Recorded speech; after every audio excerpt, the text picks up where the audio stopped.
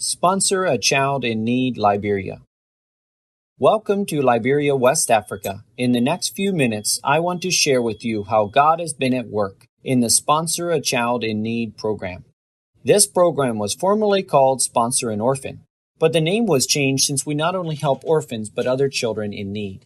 I want to share how God changed our focus from just feeding children to focusing on educating His children so they can someday feed themselves.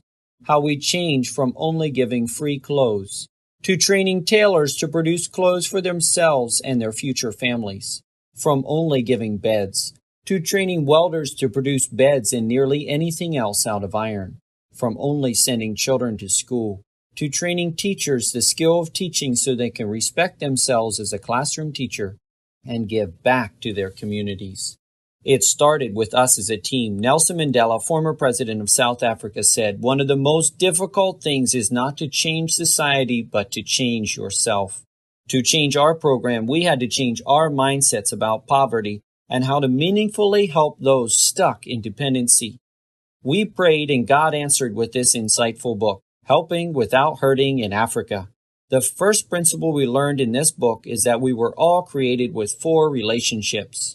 Our relationship with God, our relationship with creation, our relationship with others, and our relationship with ourselves. When any of those relationships are broken, it can lead to material poverty. So when you meet someone who is struggling with material poverty, the first thing you must do is diagnose the problem.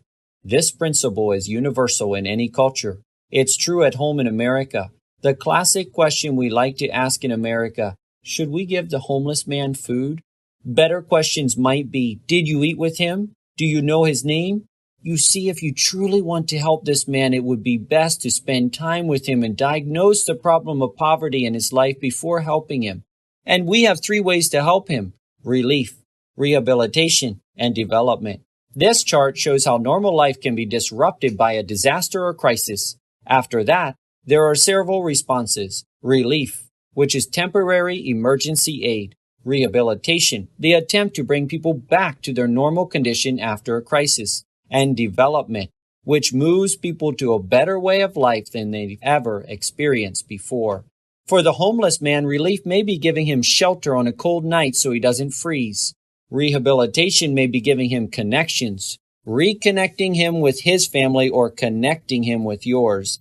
Development could be presenting Christ and giving a job to him.